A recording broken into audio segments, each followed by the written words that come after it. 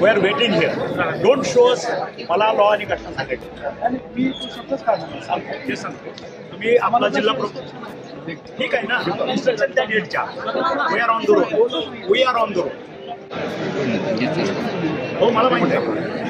शिपाई आपला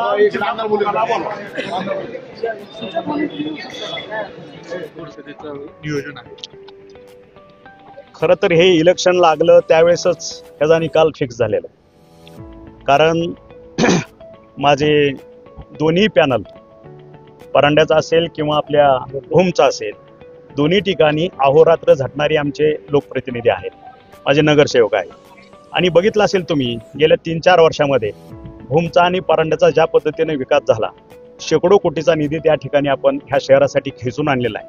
विकासाचं पर्व सुरू झालेलं आहे आणि लोकांना राजकारणापेक्षा विकासाच्या दिशेनं जाणारं नेतृत्व हवं असतं. हे तुम्हाला येत्या हे इलेक्शनमध्ये, ह्या नगर परिषदेच्या इलेक्शनमध्ये हा मतदार राजा कोणाबरोबर आहे हे तुम्हाला दिसेल. 2 तारखेला ह्या ठिकाणी आमचा जो हे आघाडीचा पॅनल आहे संजय नानाच्या अध्यक्षतेखाली केलेला तो आणि आमचा शिवसेनेचा ह्याच्यातला पॅनल परांड्याचा, दोन्हीही 20+1 मोठ्या फरकानं आम्ही त्या ठिकाणी जिंकलो. साहेब, तुम्ही मागच्या वेळेस दौरा केला होता आणि राष्ट्रवादीवरती टीका सत्तेशिवाय राहू शकत नाही.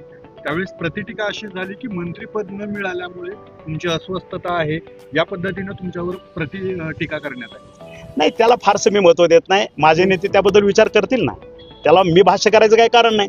जे फॅक्ट्स आपल्या मतदारसंघापुरतं मी बोललो. आपल्या मतदारसंघामध्ये युतीत असताना काय झालं हे फक्त मी 1 वर्ष बोललो नाही, तुम्हाला फक्त कालच्या वेळेस मी बोलून दाखवलं. आणि एक विषय धाराशिव जिल्ह्याचं बोललं तर राष्ट्रवादी आणि भाजप धाराशिव जिल्ह्यात एकही असं एक मागच्या वेळेस आपण काय खरंच वस्तुस्थिती आता तशी नगरपालिकेत दिसते का? काय कारण काय आहेत न महायुतीनं एकत्र न लढण्याची कारण काय? सांगितलं की तुम्हाला आता की प्रत्येक पक्षाला आपले जे कार्यकर्ते असतात त्यांना नगरसेवक होण्याची इच्छा असते, जिल्हा परिषदेचा सदस्य होण्याची इच्छा असते.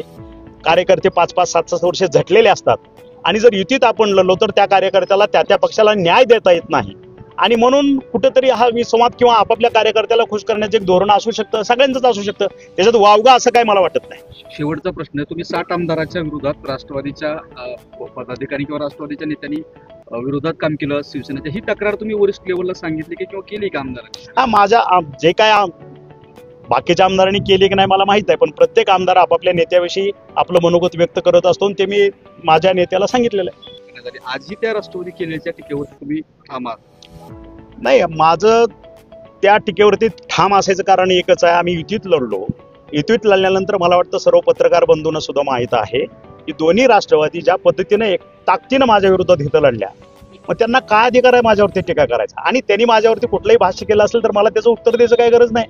माझ्या पक्षाला आम्हाला सगळ्यालाच माहित आहे, आमचे सगळे 60 आमदार आहेत. प्रत्येक जण सांगतो त्या ठिकाणी आमच्या विरोधात राष्ट्रवादीनं कशा पद्धतीनं काम केलेलं आहे. त्याच्यामुळे आम्हाला त्याच्यावरती परत भाष्य करायचं काही कारण नाही. शिवसेनेच्या आमदार विरोधात काम केलं.